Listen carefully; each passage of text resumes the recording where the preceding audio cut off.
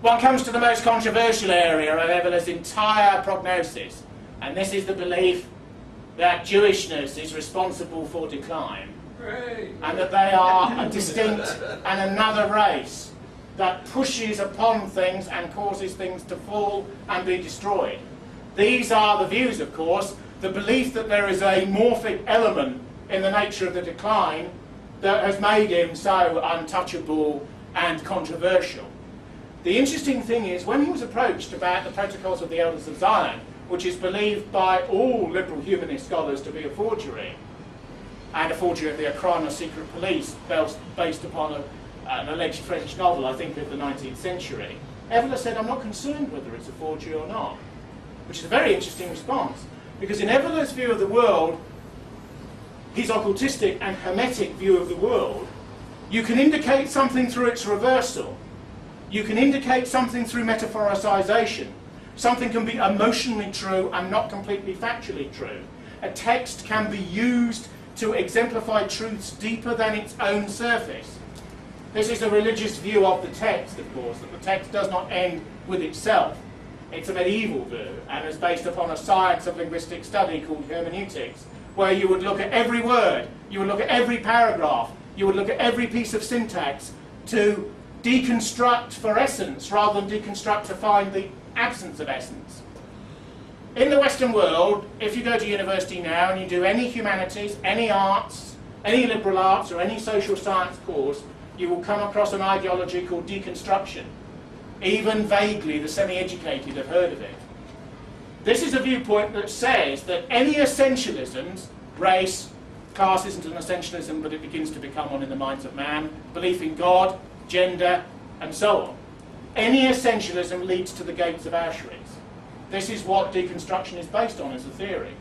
Therefore, you look at every text, you look at every film, because they're obsessed with mass culture. You see, looking at what the masses look at and what they're fed by the capitalist cultural machine.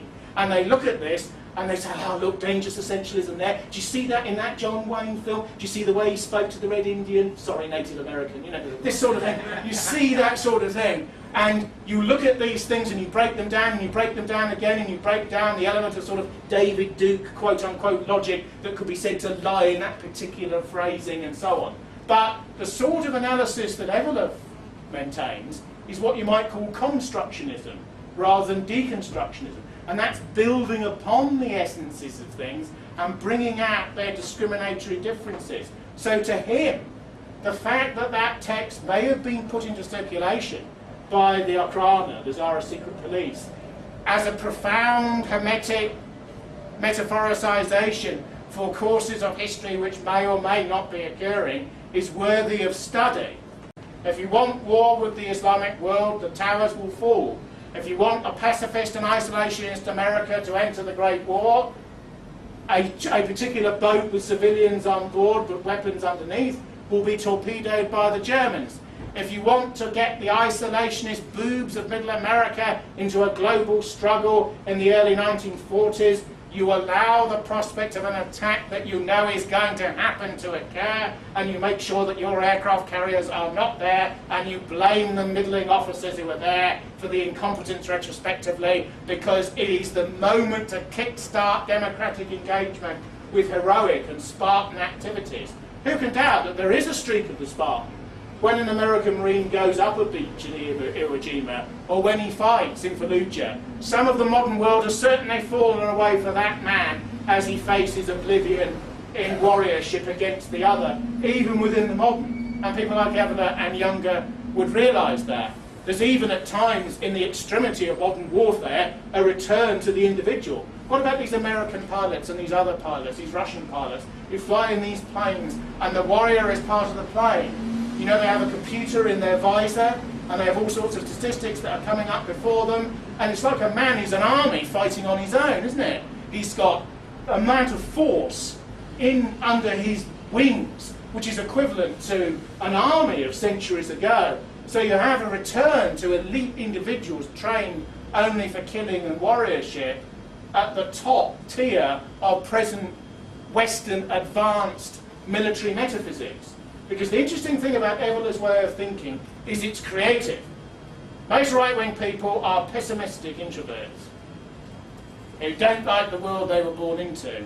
But Evola seems to me to be, in some ways, an extravagant, optimistic aristocrat who always sees not the best side of everything, but the most heroic side of everything that goes beyond even itself.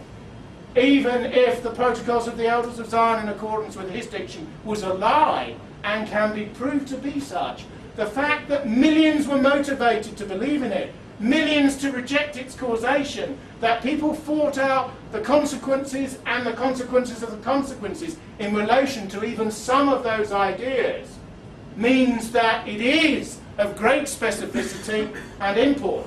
Nietzsche has the idea that a man stands on the edge of a pond and he skims a pebble into the pond, and it skips across the water. You know, when you get the skimming right, and it goes and it goes and it goes, and wave upon wave moves upon the surface, and you can't predict the formulation of the wave and the current that it leads into, and that history has unknown consequences.